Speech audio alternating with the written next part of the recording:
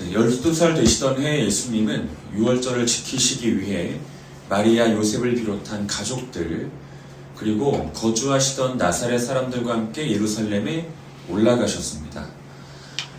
그러나 당황스럽게도 유월절이 모두 끝난 뒤 나사렛으로 되돌아가셔야 할 때는 그들과 함께 하지 않으셨고, 누구에게 또 아무런 말씀도 없이 홀로 예루살렘 성전에 남으셨습니다. 그리고 그곳에서 이스라엘의 선생들, 즉 랍비 및 종교 지도자들과 대화하셨습니다. 우리는 지난 시간에 이어 이 본문 누가복음 2장 40절부터 52절을 조금 더 구체적으로 살펴보면서 예수님께서 어떠한 분이신지, 또 삼위일체 하나님께서 성도들에게 요구하시는 자태는 무엇인지에 관해서 보다 세세하게 살펴보도록 하겠습니다. 6월절을 마치고 나사렛으로 내려가는 행렬에 예수님이 함께 계시지 않다는 것을 알게 된 이 마리아와 요셉은 이 걸었던 길을 되돌아가며 예수님을 찾기 시작했고, 무려 사흘, 즉 3일 만에 예수님을 다시 만나게 되었습니다. 그리고 그때 그들의 눈에 띈 예수님은 이런 모습이셨죠. 46절 말씀 읽겠습니다. 46절 읽습니다. 시작. 사흘 후에 성전에서 만난즉 그가 선생들 중에 앉으사 그들에게 듣기도 하시며 묻기도 하시니, 진작컨대 마리아와 요셉은 예수님께서 험악한 유대 광야나 요단 골짜기 또는 대도시였던 예루살렘 어딘가를 헤매고 있을 것이라고 생각했을 것이고, 사자나 곰, 늑대와 같은 들짐승들에게 목숨을 잃지는 않았을지, 또 강도 혹은 노예 상인들에게 붙잡혀 타국으로 팔려가진 않았을지 크게 염려했을 것입니다. 즉 그도 그럴 것이, 당시 유월절과 같은 대규모 군중들이 한 곳에 운집하는 기간은 납치범과 노예 상인들에게 있어 일종의 대목 같은 때였습니다. 실제로도 그들로 인해서 이 강도들이나 이 납치범들, 이 노예 상인들로 인해서 생사조차 확인할 수 없었던 어린들과 여성들이 당시 아주 많았습니다. 하지만 그들의 걱정과는 다르게 예수님은 너무나 멀쩡한 모습으로 성전에 계셨고, 심지어 랍비들을 비롯한 종교 지도자들과 대화하고 계셨습니다. 이 마리아와 요셉 입장에서 본다면 1차적으로는 안도감이 드는 모습이지만 동시에 이 불편감과 화가 일어날 법한 장면이기도 하죠. 그래서 그들은 예수님께 다가가 이 자기들의 감정을 고스란히 드러내면서 말했습니다. 48절 읽겠습니다. 48절입니다. 읽습니다. 시작. 그의 부모가 보고 놀라며 그의 어머니는 이르되 아이야 어찌하여 우리에게 이렇게 하였느냐, 보라 내 아버지와 내가 근심하여 너를 찾았노라. 지난 설교를 통해서도 말씀드린 바와 같이 이 48절 이 본 구절에 놀라며 라고 하는 기록은 이 원어로 볼 때 정신이 나갈 정도의 충격을 뜻합니다. 그 예수님을 바라본 직후 마리아와 요셉이 정신이 나갈 정도의 충격에 사로잡히게 된 거죠. 정신이 나갈 정도의 충격에 사로잡히게 된 겁니다. 또 그들의 첫 마디인 어찌하여, 이 어찌하여는 단순한 궁금증을 표현하는 표현이 아니라 강한 질책과 책망을 담은 표현입니다. 단순한 질문이 아니라 강한 질책과 책망을 담은 표현이에요. 이제 마리아와 요셉은 예수님께서 성전에 계시는 것을 발견한 다음 1차적으로 안도감이 들었지만 불편감과 화가 동시에 일어났고, 그 마음의 상태를 성경 기자인 누가는 놀라며라고 기록하고 있다는 것, 그리고 그들이 예수 그리스도께 처음 이야기했던 그 말이 어찌하여였다라고 하는 것을 기록하고 있습니다. 그런데 마리아와 요셉의 말이 끝난 다음에 예수님의 말씀이 더욱 당황스럽죠. 49절 읽겠습니다. 49절입니다. 시작. 예수께서 이르시되 어찌하여 나를 찾으셨나이까, 내가 내 아버지의 집에 있어야 될 줄을 알지 못하셨나이까 하시니. 자, 예수님은 어찌하여라고 묻는 마리아에게 어찌하여로 응답하십니다. 어찌하여라고 묻는 마리아에게 어찌하여로 응답하세요.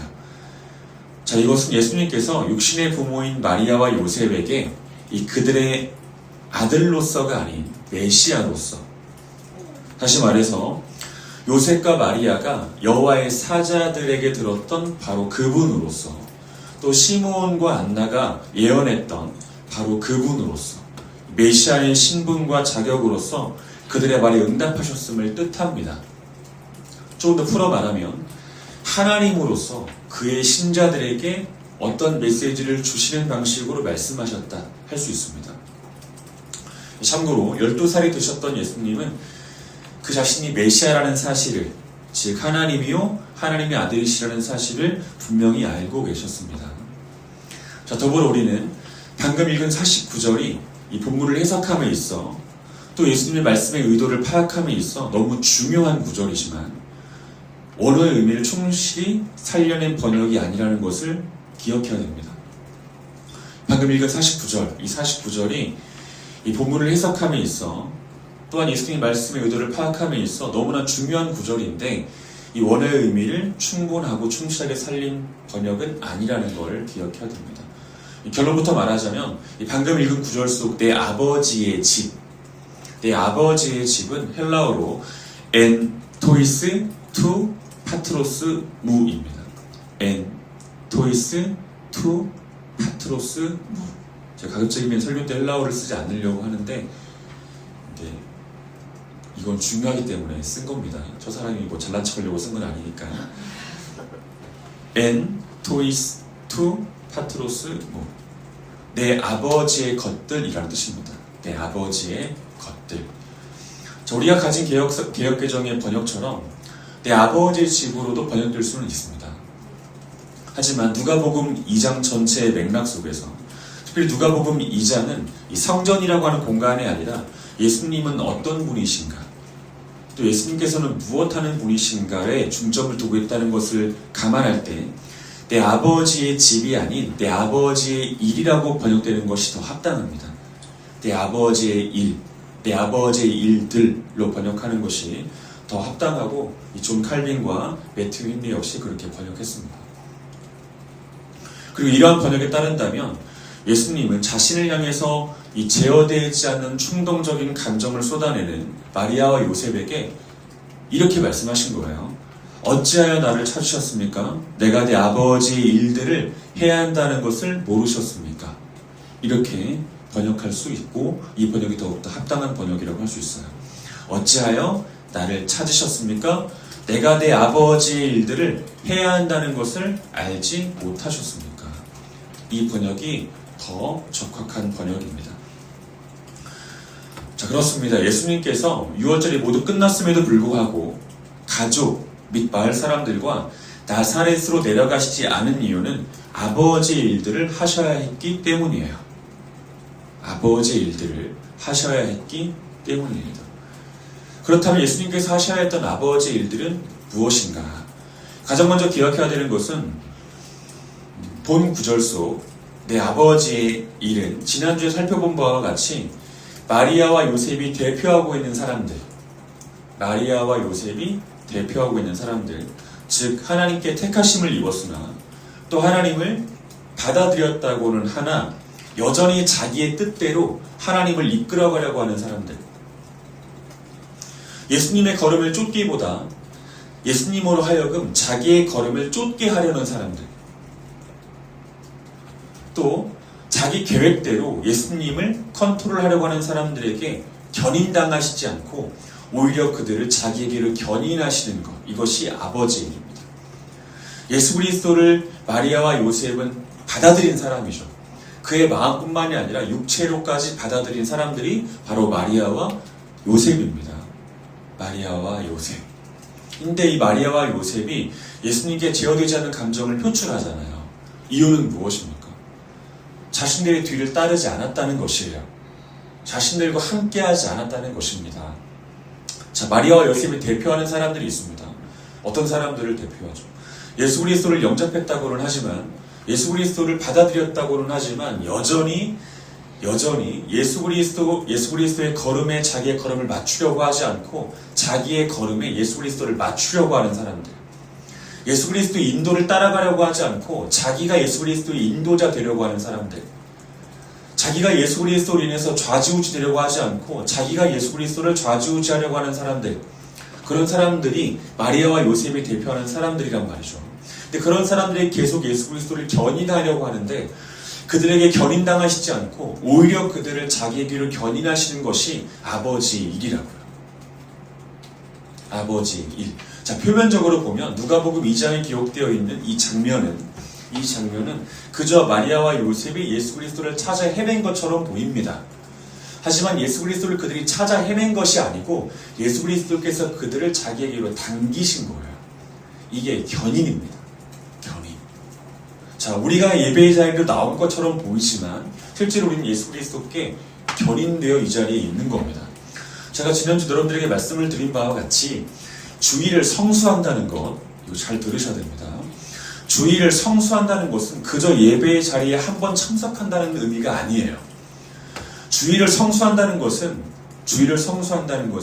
죄인이었던 내가 나의 모든 의지를 포기하고 나의 모든 감정을 포기하고 예수 그리스도께 견인된다는 뜻입니다.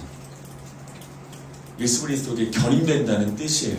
그리고 예수 그리스도의 견인에 나를 온전히 맡긴다는 뜻입니다. 사실 우리가 여러 가지 이유로 주일 예배가 소홀해질 때가 있어요. 여러 가지 상황들과 여러 가지 문제들로 인해서 주일 예배가 소홀해질 때가 있죠. 여러분, 그때 우리가 명심해야 되는 건 주일을 성수한다는 것은 예수 그리스도의 견인에 내가 이끌림당한다는 것, 그것을 기뻐한다는 것, 그것을 자원한다는 것임을 기억하셔야 됩니다. 이것이 아버지의 일이에요. 예수 그리스도께서 행하셨던 아버지의 일. 더불어 본문 속 예수님께서 말씀하신 아버지의 일은 이것입니다. 46절 읽겠습니다. 46절 읽습니다. 시작. 사흘 후에 성전에서 만난즉 그가 선생들 중에 앉으사 그들에게 듣기도 하시며 묻기도 하시니. 자, 방금 읽은 구절 속 듣기도 하셨다는 말은 헬라어 원어로 볼 때 아쿠온타입니다. 아쿠온타. 사람들에게 쓰일 때는 단순히 듣다, 귀 기울이다, 경청하다는 뜻이에요. 사람들에게 쓰이면. 하지만 듣기도 전에 상대방의 모든 것을 아시는 예수님께 이 단어가 사용될 때는 상대방의 감정, 생각, 지식의 한계를 헤아리신다는 뜻입니다. 이 아쿠온타라는 단어가 사람에게 쓰일 때는 그냥 듣다, 귀 기울이다, 경청하다 이런 뜻인데, 듣기도 전에 모든 것을 아시는 예수 그리스도께 이 단어가 사용될 때는 상대방의 생각, 감정, 지식의 한계를 모두 헤아리신다는 뜻으로 해석될 수 있습니다. 또 46절에 보니까 묻기도 하셨다고 기록이 되어 있죠. 묻기도 하셨다. 에페로타오입니다. 헬라어로. 이 사람들에게 쓰일 때는 단순한 질문이에요. 단순한 질문. 여러분 어제 밤에 뭐 드셨습니까? 드셨나요? 얼굴이 지금 드신 얼굴인데 이 단순한 질문이 에페로타오입니다. 사람들에게 쓰일 때는 그래요. 하지만 이 에페로타오라고 하는 단어가 모든 것을 이미 다 알고 계시는 예수님께 쓰일 때는 질문을 통해 본질을 드러내고 논리적인 허점을 드러낸다는 뜻입니다. 질문을 통해서 본질을 드러내고 논리적인 허점을 드러낸다는 것이에요. 어떤 면에서 본다면 이것을 하나의 이미지로 만들어 본다면 법정에선 판사 또는 검사의 날카로운 신문을 생각해 볼 수 있어요. 이걸 이미지화 해본다면요. 지금 예수 그리스도께서 자기 앞에 선 랍비들, 종교 지도자들에게 이런 태도를, 모습을 보이고 계신다. 우리가 그렇게 이해할 수 있는 것입니다. 물론 당시 예수님이 화가 나신 것은 아니에요. 화가 나신 것은 아닙니다. 그래서 분노를 참지 못해서 이렇게 하신 건 아니에요. 예수님은 지금 매우 인격적이지만 날카로운 신적인 권위로 또 따뜻하지만 분명한 지식으로 그들과 대화하고 계셨던 겁니다. 대화. 그리고 이 대화는 엄밀한 의미에서 타협 없는 진리의 선포였고요. 종교 지도자들이 가지고 있었던 얕은 지식과 지혜를 부끄럽게 하는, 저기서 또 중요합니다. 주님의 거룩하고 인격적인 훈계요 책망이었어요. 표면적으로 볼 때는 대화였지만 이 대화가 갖고 있는 본질적인 의미는 거룩하고도 인격적인 훈계요 책망이었던 거예요. 12살 된 예수님께서 행하신 일이고 이 인격적인 훈계와 책망이 예수님께서 감당하셨던 하나님 아버지의 일입니다. 하나님 아버지의 일. 사랑하는 여러분, 자, 우리가 예수님을 어떤 분으로 인식하느냐는 우리의 신앙과 삶의 수준과 내용을 결정하는 일이에요. 우리가 예수님을 어떤 분으로 인식하느냐는 우리들의 신앙 그리고 삶의 수준, 내용을 결정하는 일입니다. 자, 여러분들이 예수님을 어떤 분으로 인식하고 계십니까? 자, 누군가의 말처럼 예수님은 따뜻하시고 친절하신 분이에요. 예수님은 따뜻하고 친절하신 분입니다. 또 우리를 향하여 즐거운 노래를 부르시는 분이시고 우리의 귀에 대고 사랑을 속삭이시는 분이십니다. 들은 적이 없는데요. 그건 우리들의 지성과 우리들의 육체가 오염되었기 때문이에요. 또한 예수님은 우리가 걸을 힘이 없을 때 우리의 등 뒤에서 우리를 밀어주시는 분이십니다. 그리고 우리보다 앞서가사 우리 앞에 놓인 가시덤불을 친히 헤쳐주시는 분이 바로 예수님이십니다. 그뿐 아니죠. 예수님은 때로 우리들의 경제적 궁핍과 육체의 연약함을 해결해 주십니다. 우리들의 경제적 궁핍과 육체의 연약함마저 해결해 주시는 분이세요. 때로 예수님은 그렇게 일하십니다. 또 지성이 오염되어서 무엇을 가르쳐 주어도 그 뜻을 제대로 알지 못하는 우리에게, 그러니까 하나를 가르쳐 주면 열을 나는 사람이 있잖아요. 근데 우리는 하나를 가르쳐 주면 그 하나를 잃어버리는 사람, 잊어버리는 사람이거든요. 그런 우리들에게 몇 번씩, 아니 몇 년씩, 아니 몇십 년씩 똑같은 말을 반복해 주시는 분이십니다. 예수님은 그런 분이세요. 그러나 예수님에 관해서 그러한 이해만 가지고 있는 사람들은, 이러한 이해만 가지고 있는 사람들은 기독교라는 종교를 가진 휴머니스트가 되기 딱 좋아요. 참된 신자의 삶을 살아가기는 매우 어려워집니다. 여러분 결코 잊지 마셔야 됩니다. 참된 신자의 삶은 예수 그리스도에 대한 조화로운 이해, 그리고 통전적인 이해, 이것과 분리시킬 수가 없어요. 앞서 말씀드린 대로 예수님은 그런 분이십니다. 하지만 결코 잊지 말아야 되는 것은 예수님은 우리의 일거수일투족을 모두 바라보시는 분이십니다. 그리고 우리의 행위를 그의 행위책에, 행위책들에 낱낱이 기록하시는 분이세요. 예수님은 온 세상을 불로 심판하사 모든 물질을 녹이실 분이시고요. 빛보다 날카롭게 빛나는 공의의 칼로 무사람들을 심판하실 분이십니다. 예수님은 그런 분이세요. 그리고 그와 동시에 예수님은 이 본문에 기록되어 있는 것처럼 훈계하시고 책망하시는 분이십니다. 훈계하시고 책망하시는 분이세요. 때로는 이 본문 속 그 모습 그대로 당신의 질문을 통해서, 인격적인 질문을 통해서 훈계하시고 책망하기도 하시고, 때로는 아무 질문도 하지 않으신 채 아프도록 강하게 훈계하시고 책망하시기도 합니다. 마치 바리새인들에게 그렇게 하셨던 것처럼. 여러분 잘 들으셔야 됩니다. 훈계와 책망, 아버지의 일이었어요. 그리고 여전한 아버지의 일입니다. 훈계와 책망 없는 삶을 바라는 사람들이 있죠. 이 중에서 훈계받고 싶으신 분 계시나요? 책망받고 싶으신 분? 혹시 그런 이상한 사람이 있나요? 훈계와 책망을 좋아하고 훈계와 책망을 바라고 훈계와 책망을 기다리는 사람들이 있나요? 우리 여바라 자매님 혹시 있으신가요?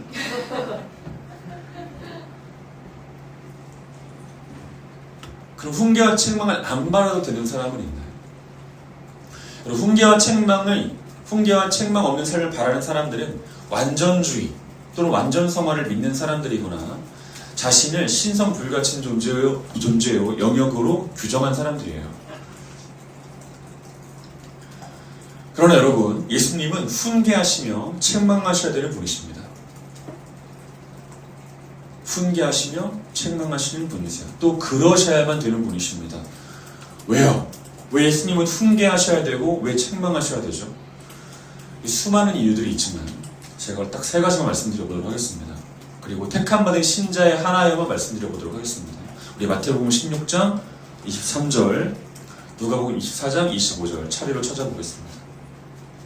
오늘 좀 간주가 많죠. 마태복음 16장 23절과 누가복음 24장 25절 찾도록 하겠습니다. 마태복음 16장 23절 같이 읽겠습니다. 시작. 예수께서 돌이키시며 베드로에게 이르시되 사탄아 내 뒤로 물러가라. 너는 나를 넘어지게 하는 자로다. 내가 하나님의 일을 생각지 하지 아니하고 도리어 사람의 일을 생각하는도다 하시고. 또 누가복음 24장 25절입니다. 누가복음 24장 25절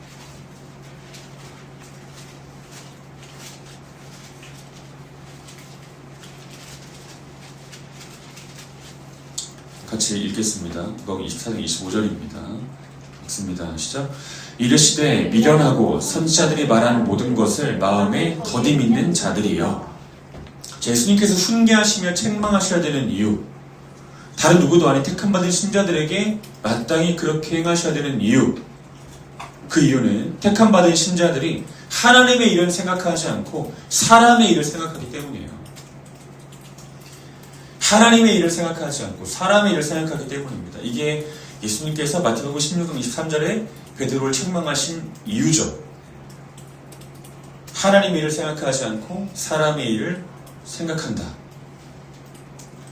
하나님을 기쁘시게 하는 일보다 자기가 기쁜 일에 집중하며 하나님의 복음을 전하는 일보다 누군가를 향한 비방, 험담, 세속적인 이야기들을 자기 주변 사람들에게 쉴 새 없이 유통하는 일에 부지런하고 하나님의 계획에 인생의 스텝을 맞추려고 하기보다 자기의 계획에 하나님의 걸음을 맞추게 하려는 천박함이 보이기 때문입니다. 또한 그들이 누가복음 24장 25절에 기록되어 있는 것처럼 그들의 타락한 본성을 인해서 하나님을 향한 믿음을 의도적으로 더디 자라게 하는 존재이기 때문이에요. 하나님을 향한 믿음을 의도적으로 더디 자라게 하는 존재들이기 때문입니다. 더디 결단하고 의도적으로, 더디 믿고 의도적으로, 더디 행동하기 때문입니다. 의도적으로. 충분히 결단할 수 있고 충분히 믿을 수 있으며 충분히 행동할 수 있지만 그 시기와 그 타이밍을 의도적으로 조절하는 거예요. 자기의 때에 맞게. 그러니 마땅히 훈계와 책망을 하실 수밖에 없죠. 하나님 일을 생각하지 않고 사람 일을 생각하기 때문에 하나님을 기쁘시게 하는 것보다 자기 기쁜 일에 집중하기 때문에 복음을 유통하는 것보다 소음을 유통하는 일에 부지런하기 때문에 하나님을 향한 믿음, 하나님을 향한 결단, 하나님을 향한 행동을 의도적으로 더디하기 때문에 훈계하실 수밖에 없고 책망하실 수밖에 없다는 것이에요. 우리 중에 이렇지 않다라고 말할 수 있는 사람 누구 있습니까? 더불어 우리가 훈계와 책망을 받아야 되는 결정적인 이유는 바로 이것이에요. 우리 요한계시록 3장 19절 읽겠습니다. 요한계시록 3장 19절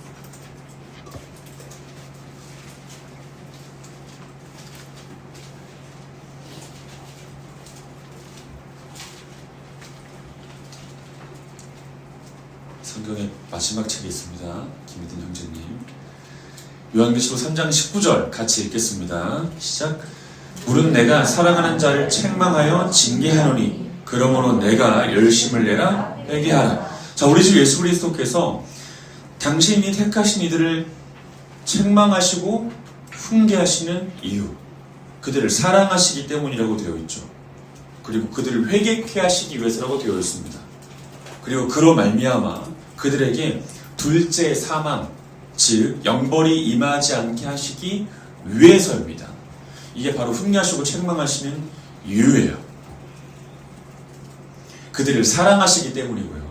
그들을 회개케 하시기 위함이고요. 그들을 둘째 사망, 즉 영원한 불못, 거기에 들어가지 않게 하시기 위해서입니다. 자, 사랑하는 여러분, 기억하셔야 됩니다. 예수님의 훈계는 마귀와 인간 죄성의 관계를 물리칩니다. 마귀와 죄성의 관계를 물리치는 힘은 예수 그리스도의 훈계에서부터 비롯돼요. 또 예수님의 책망은 둘째 사망이 임하지 않게 하시려는 하나님의 은혜예요. 둘째 사망을 피하게 하는 은혜가 바로 예수 그리스도의 책망이라고요. 그러므로 그의 삶 속에 택함 받았다고 자부하는 그의 삶 속에 예수님의 훈계와 책망이 없다면 정말 두렵게도 예수님께서 그가 마귀와 그 자신의 죄성의 관계에 파묻혀 살도록 간구하신 것입니다. 그리고 그에게 둘째 사망이 임하도록 간구하신 것이에요. 그래서 그에게 훈계도 없고 책망도 없는 겁니다. 자, 그에게 훈계가 없다는 것, 다시 말씀드립니다. 그에게 예수님의 훈계가 없다는 것은 예수님께서 그를 마귀의 관계에 사로잡혀 살도록, 그 죄성의 관계에 사로잡혀 살도록 유기, 즉 간구하신 것이고요. 예수님께서 그에게 책망하시지 않는다면 둘째 사망에 그에게 임하도록 그를 유기, 즉 간구하신 겁니다. 그래서 그에게 훈계가 없고 책망이 없는 거예요. 그가 정말 잘 살고 있기 때문에 훈계가 없고 책망이 없는 것이 아니라고요. 이 땅에 살아가는 사람들은 모두 다 점진적 성화를 거치는 사람들입니다. 택함받은 신자들의 하나의 말씀드리는 거예요. 점진적인 성화. 이 말은 이 땅에서 완전한 삶은 살지 못한다는 뜻입니다. 그리고 이 말은 훈계와 책망과 분리될 수 없는 삶이라는 뜻이에요. 이 땅에서 삶은 그런 삶이라는 뜻입니다. 그런데 그가 그 누구에게도 훈계나 책망을 받지 않고 있다면 예수님께서는 그를 간구하신 겁니다. 유기하신 거예요. 마귀의 관계로부터, 죄성의 관계로부터, 둘째 사망으로부터. 이건 정말 두려운 일인 겁니다. 훈계와 책망이 두려운 것이 아니라 훈계와 책망이 없는 삶이 두려운 거예요. 여러분, 오늘날 교회에서 사라진 것이 있습니다. 훈계와 책망이 교회에서 사라졌어요. 훈계와 책망. 더 이상 훈계하지 않고 더 이상 책망하지 않습니다. 그가 하나님 말씀과 반대되는 삶을 살지만, 의도적으로 하나님 앞에 결단하지도 않지만, 의도적으로 행동하지 않지만, 복음을 유통하지 않고 소음만 유통할 뿐이지만 그를 훈계하거나 책망하지 않는다고요. 왜요? 교회 지도자들은 그들을, 교인들을 성도가 아닌, 하나님의 자녀가 아닌 고객으로 인식하고 있기 때문이에요. 고객이 떨어지면 안 되기 때문에, 고객의 발걸음이 멈추면 안 되기 때문에 훈계하지도 않고 책망하지도 않는 것입니다. 그래서 모인 교인들에게 주어지는 것은 뭡니까? 마귀의 관계, 인간의 관계, 둘째 사망이에요. 사랑하는 여러분, 기억하셔야 됩니다. 훈계와 책망이 없는 교회는 그 자체로 영원한 불못이에요. 훈계와 책망이 없는 삶은 그 자체로 둘째 사망입니다. 명심하셔야 됩니다. 이 사실에 대해서 두려워할 줄 알아야 되는 것이죠. 사랑하는 여러분, 우리 주 예수 그리스도는 우리로 하여금 마귀의 관계, 인간 죄성 관계, 그리고 둘째 사망에 내버려두시지 않기 위해서 훈계하시고 책망하십니다. 그 일을 아버지의 일로 삼아 일하시죠. 실제로 그것은 아버지의 일이기도 하고요. 그리고 끝까지 일을 하시겠다고 약속하셨습니다. 훈계하시고 책망하시겠다. 그리고 그 일을 위해 성령을 보내셨고 성경을 기록하게 하셨으며 이 땅에 당신의 교회를 세우셨어요. 훈계와 책망을 위해서요. 여러분, 예수님께서 성령을 보내셨습니다. 그리고 성령은 예수 그리스도의 말씀에 순종하심으로 이 땅에 강림하셨어요. 성령께서 이 땅에 오신 이유가 무엇입니까? 훈계와 책망을 위해서예요. 예수 그리스도께서는 1500년 동안 40명의 기자를 통해서 성경을 기록하셨습니다. 성경을 기록하신 이유가 뭐예요? 훈계와 책망을 위해서예요. 예수님께서 이 땅에 교회를 세우셨고 교회의 지도자들을 세우셨습니다. 이유는 뭐예요? 훈계와 책망을 위해서예요. 말씀 찾아보겠습니다. 요한복음 16장 7, 8절입니다. 요한복음 16장 7절과 8절.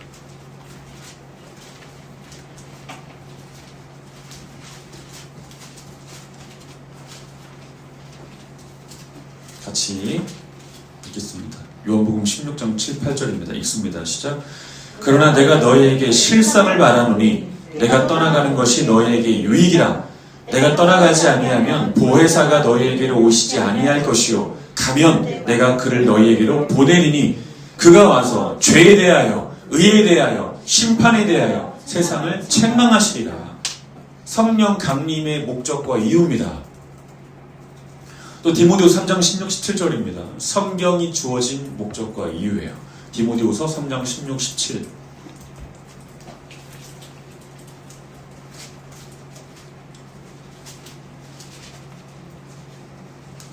같이 읽겠습니다. 디모데후서 3장 16절 17절입니다. 읽습니다. 시작.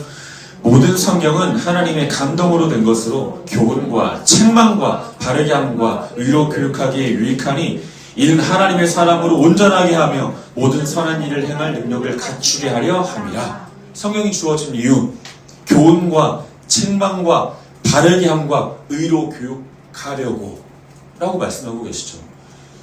또 이 땅의 교회와 교회 지도자들, 성경 교사들을 세우신 이유에 관한 기록입니다. 디모데후서 4장 1절부터 4절입니다.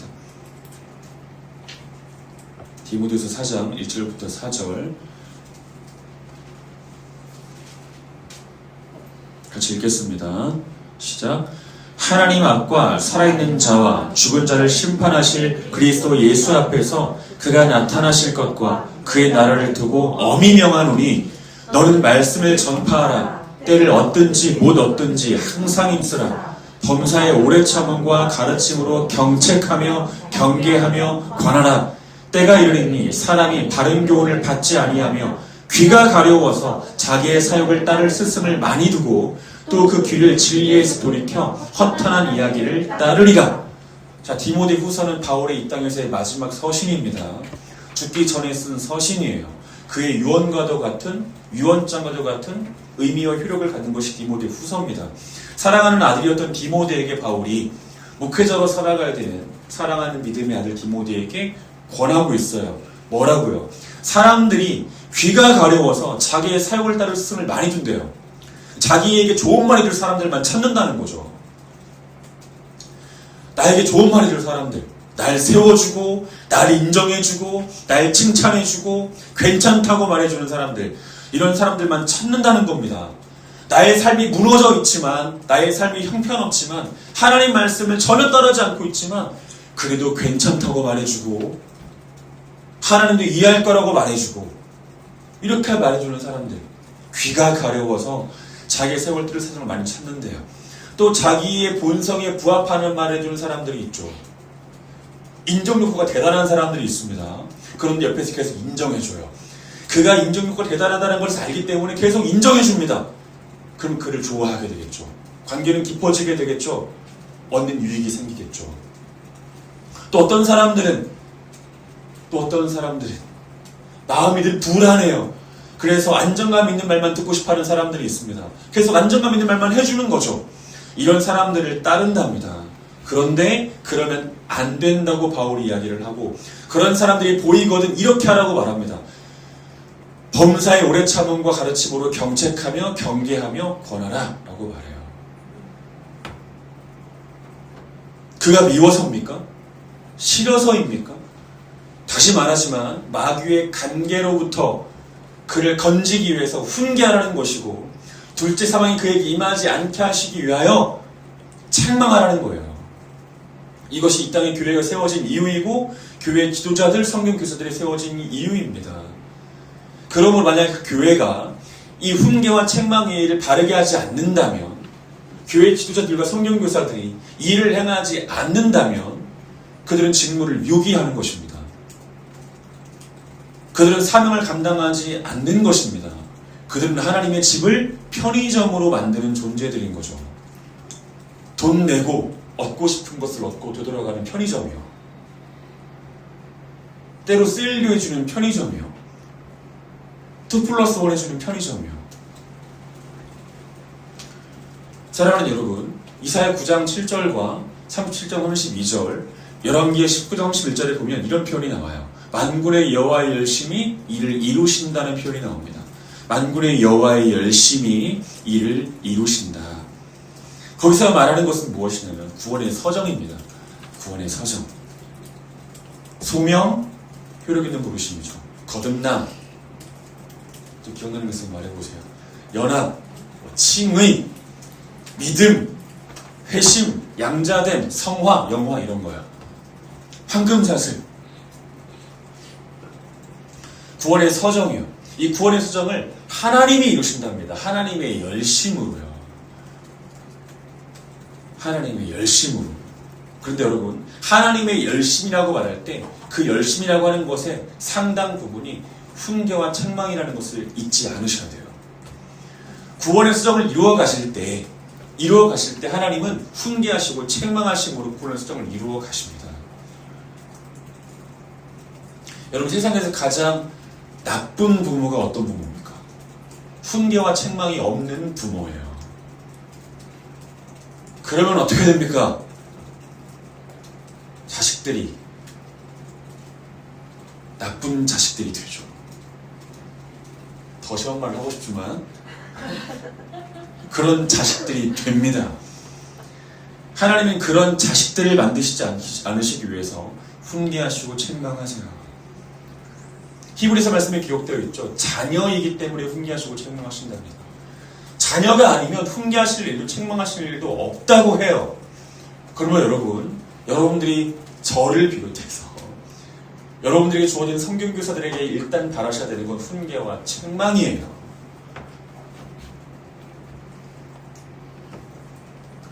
바래 보시겠습니까?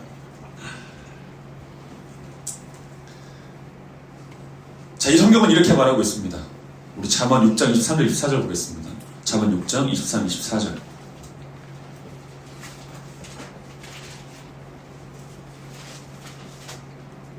잠언 6장 23절 24절 같이 읽겠습니다. 시작. 대저 명령은 등불이요 법은 빛이요 훈계의 책망은 곧 생명의 길이라. 이것이 너를 지켜 악한 여인에게 이방 여인의 혀로 호리는 말에 빠지지 않게 하리라. 여기서 말하는 악한 여인이 누구예요?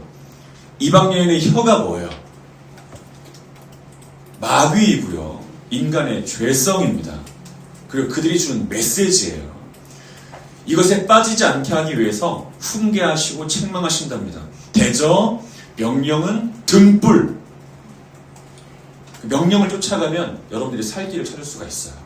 하나님의 명령을 쫓아가면. 법은 빛이요.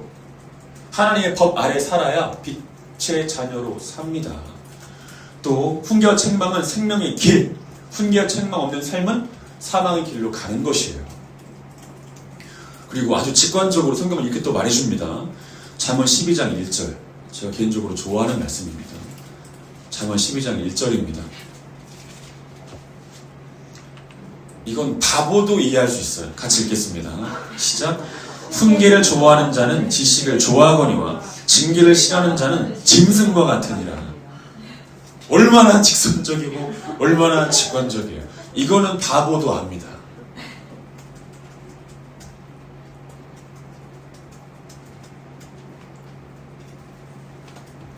훈계를 좋아하는 자는 지식을 좋아한대요. 지식의 근본이신 여호와이십니다. 삼위 하나님이세요.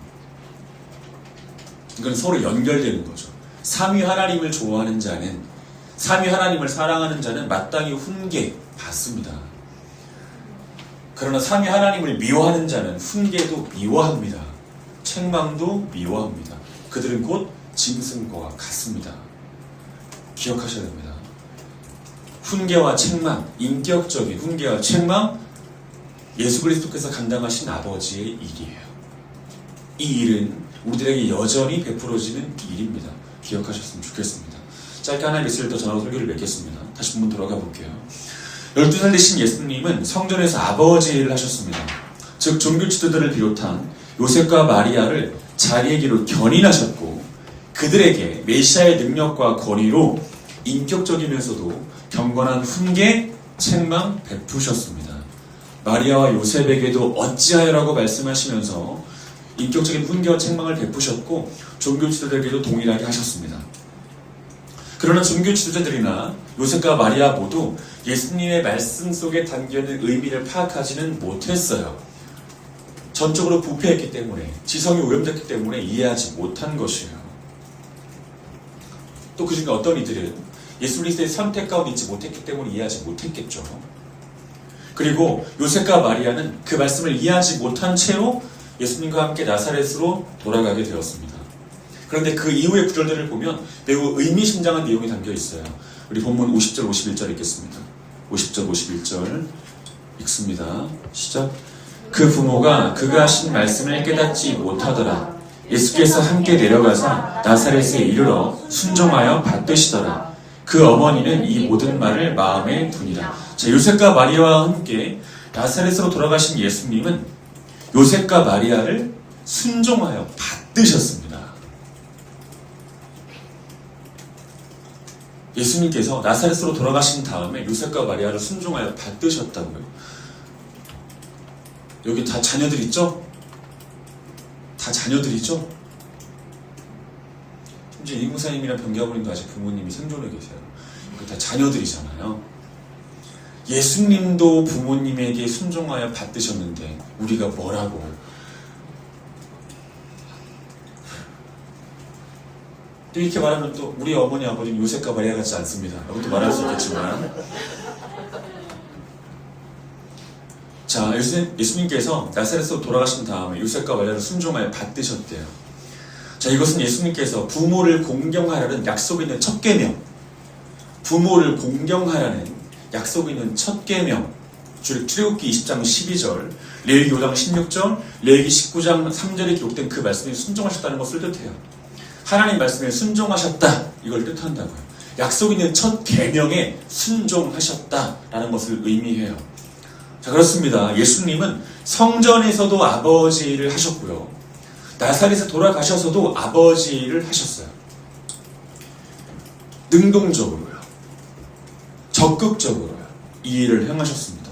그리고 그 다음 기록이 매우 의미심장한데, 예수님의 아버지 말씀에 대한 거듭되는 순종 속에서, 아버지 일에 대한 거듭되는 순종 속에서 또 그 모습을 바라보면서 마리아는 성전에서 베풀어진 예수님의 말씀을 여전히 보존할 수 있었고 여전히 기억할 수 있었어요. 예수님의 모습을 보면서요. 성전에서 들었던 그 말씀을 여전히 기억 속에서 보존할 수 있었고 여전히 기억해낼 수 있었다고요. 예수님의 순종을 보면서요. 예수님의 능동적 순종을 통해서 신자된 마리아 안에 들었던 말씀의 보존과 기억이 일어나게 된 것이에요. 그리고 이것은 우리들에게 중요한 두 가지 메시지를 줘요. 첫 번째, 한 사람의 신자가 들었던 예수님의 말씀을 여전히 보존하고 기억할 수 있다는 것. 한 사람이 들었던 예수님의 말씀을 여전히 기억할 수 있고 보존할 수 있다는 것은 그가 머리가 좋기 때문에, 그가 머리가 유난히 좋은 사람이라서 주어진 열매가 아니에요. 그러면요, 예수 그리스도의 하나님 말씀에 대한 완전한 순종 때문에 그에게 그런 은혜가 주어진 것이에요. 여러분들이 하나님 말씀을 기억하죠? 하나님 말씀을 어떻게 기억할 수 있습니까? 제가 잘 가르쳐서요? 아니에요. 그럼 여러분들이 머리가 좋아서요? 아니에요. 그러면요, 예수님께서 하나님 말씀에 능동적으로 모두 다 순종하셨기 때문에 그 은혜와 혜택이 여러분들에게 베풀어진 거예요. 그래서 여러분들이 그 말씀을 기억할 수 있게 된 거예요. 조금 더 풀어볼까요? 예수님께서 능동적으로 모든 율법에 순종하셨기 때문에 여러분들의 오염된 지성이 부분적으로 오염에서 벗어나게 돼요. 부분적으로. 그리고 오염에서 벗어나는 속에서 여러분들이 하나님 말씀을 기억할 수 있게 되는 거라고요. 이해되셨습니까? 그리고 하나의 메시지를 더 말씀드릴게요. 여러분, 신실한 그리스도, 이제 여러분들에게 적용하는 겁니다. 신실한 그리스도인들의 일상 속에서의 말씀에 대한 순종은 그와 그의 순종을 지켜보는 사람들로 하여금 이런 은총 가운데 살게 해요. 하나님의 말씀을 보존하고 하나님의 말씀을 기억하는 은총과 은혜요. 이런 겁니다. 여러분들이 여러분들의 삶의 자리에서 하나님의 말씀을 지키며 순종하며 살잖아요. 그럼 여러분들과 함께 살아가는 사람들이 하나님의 말씀을 보존하게 되고 기억하게 돼요. 하나님의 말씀을 잊지 않게 된다고요. 예수 그리스도의 순종을 바라본 마리아에게 그런 은혜가 주어지잖아요. 하나님 말씀을 기억하게 되고 그 말씀을 보존하게 되는 은혜가 주어지잖아요. 그 은혜가 지속되잖아요. 마찬가지라는 얘기를 하는 겁니다. 마찬가지라는 이야기를. 여러분들의 주변 사람들, 여러분들과 함께 살아가는 사람들과의 관계 속에서 마땅히 보여야 될 태도는 하나님 말씀에 대한 능동적인 순종이에요. 능동적인 순종이요. 적극적인 순종이요. 그 일을 행할 때 여러분들과 함께 살아가는 사람들이 이런 은혜를 받게 돼요. 하나님 말씀을 보존하게 되고 하나님 말씀을 기억하게 돼요. 그러면 보존과 기억으로 끝이 납니까? 여러분, 하나님의 말씀과 보존과 기억은 곧 그의 구원과 직결돼요. 하나님의 말씀이 모든 걸 이루시거든요. 그 속에서. 자, 이러한 것을 뒷받침하는 예는 성경에 되게 많아요. 제가 한 사람만 딱 말씀드리고 설교를 맺겠어요. 디모데입니다. 여러분, 디모데가 누굽니까? 바울이 복음으로 낳은 아들이에요. 바울은 일평생 결혼하지 않았습니다. 약 30살 정도 되었을 때 예수 그리스도를 만나고 그 이후로 독신을 자원했어요. 독신으로 살았어요. 어떤 사람들은 이제 바울이 외모가 되게 못생겼다고 전승으로 내려와요. 이게 얼마나 못생겼으면 이게 전승으로 내려오겠어요. 그랬답니다. 머리는 구부러져 있고 키도 되게 짧고 항상 빛으로 만난 예수님 그 사건 이후에 안지 있어가지고 항상 눈에 눈곱이 껴있고 막 이랬대요. 그래서 자원하시기도 전에 독신을 할 수밖에 없는 운명이었을 것이다 라고 말하지만 실제 하나님 말씀을 전하는 사람들 옆에는 많은 사람들이 따르기 마련이에요. 분명히 어려움이 있었을 겁니다. 여러 가지. 하지만 빌평생 독신으로 살아요. 근데 그의 평생에 믿음으로 낳은 아들들이 있어요. 첫 아들이 디모데입니다. 그는 복음으로 낳은 아들이자 초대교회 신실한 목회자였어요. 초대교회의 기둥 같은 사람이었다고요. 그런데 그의 가정은요, 온전한 믿음의 가정이 아니었어요.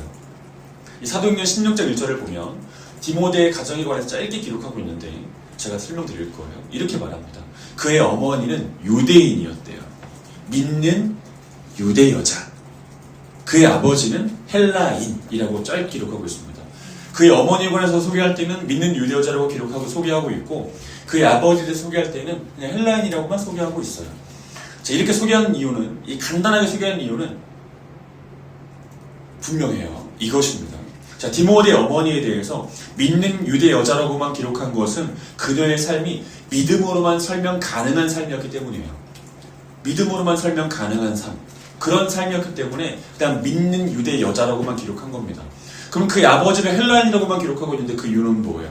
그의 아버지의 삶이 헬라, 즉 이방인들의 잡다한 것으로 꽉 채워진 삶이었다는 것을 말해주는 거예요. 그의 아버지의 삶은요. 헬라의 잡다하고 허무한 문화들, 그 사상들로 점철된 인생이었다는 것을 이 짧은 표현으로 말해주고 있는 것입니다. 실제로 그의 아버지는 믿는 어머니를 두고 있었고 믿는 아내를 두고 있었음에도 불구하고 믿음을 갖지 못했어요. 여러분, 이게 쉬운 일일 것 같으세요? 어머니도 믿고 아내도 믿는데 자기 혼자 교회를 안 나가고 버티고 있다는 게 쉬운 일인 줄 아냐고요. 이거 어려운 일이에요. 나중에 병경님한테 여쭤보세요. 이거 어려운 일입니다. 힘든 일이에요. 나가는 것보다 더 힘든 일이 안 나가고 있는 게 더 힘든 일이에요. 근데 안 나가고 있습니다. 심지어 아들까지 믿었어요. 근데 그 아들이 언약 백성들이 마땅히 받아야 되는 할례라고 하는 징표가 있는데 이 할례를 받지 못하게 해요. 그가 성인이 될 때까지 못 받게 합니다. 언약 백성들의 표였거든요. 할례는 그 세례 받는 것과 똑같은 거예요. 침례 받는 것과 똑같은 겁니다. 근데 이 심리를 못 받게 했다고요. 그가 성인이 될 때까지요. 완고한 인물이죠. 그런데 그런 가정 속에서 자란 디모데가 바울이 낳은 믿음의 첫아들이 됩니다. 초대교회의 든든한 기둥이 됩니다. 어떻게 이런 일이 있었던 겁니까? 여러분, 디모데후서 1장 5절 보겠습니다. 디모데후서 1장 5절 같이 읽겠습니다.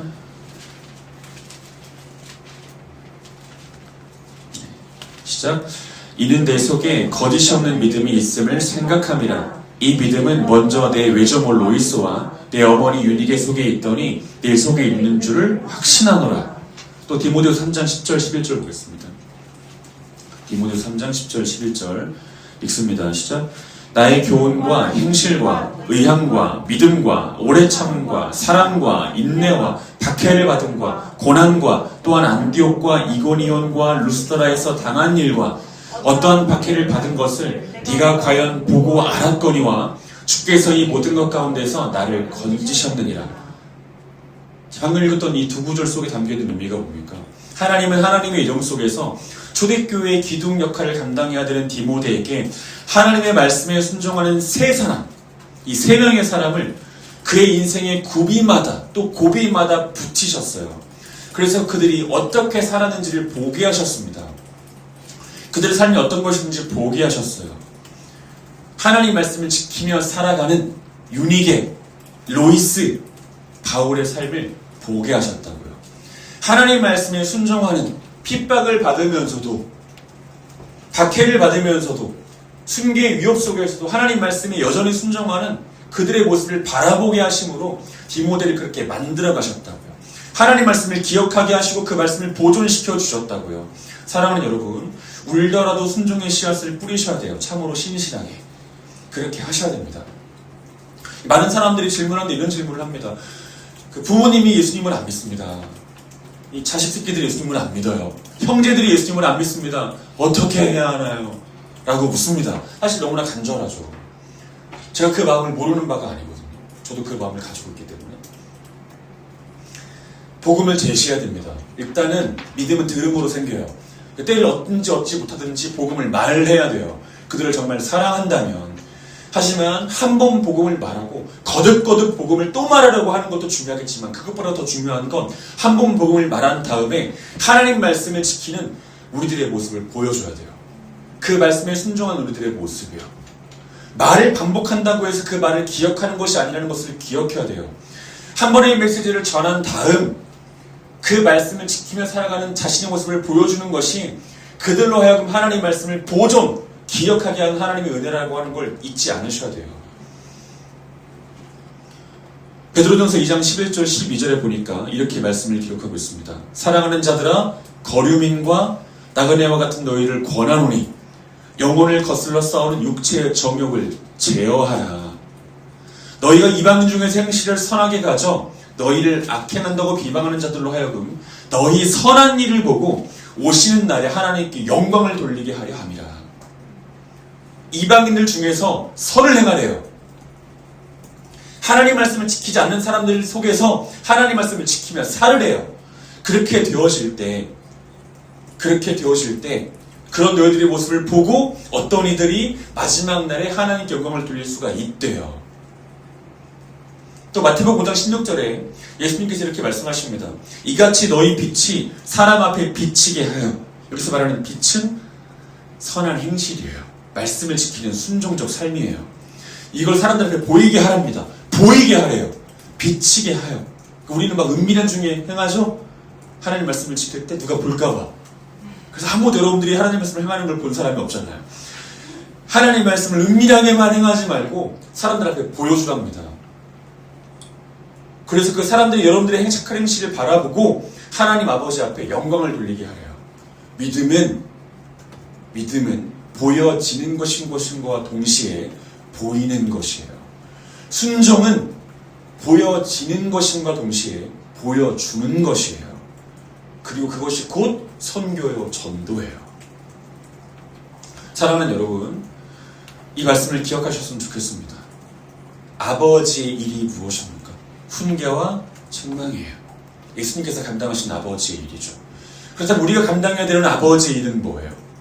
이방인들 앞에서 하나님 말씀을 지켜 행하는 삶을 보여주는 것입니다. 이것이 아버지의 일이에요. 이를 감당한 우리 모두가 되기를 간절히 소망합니다.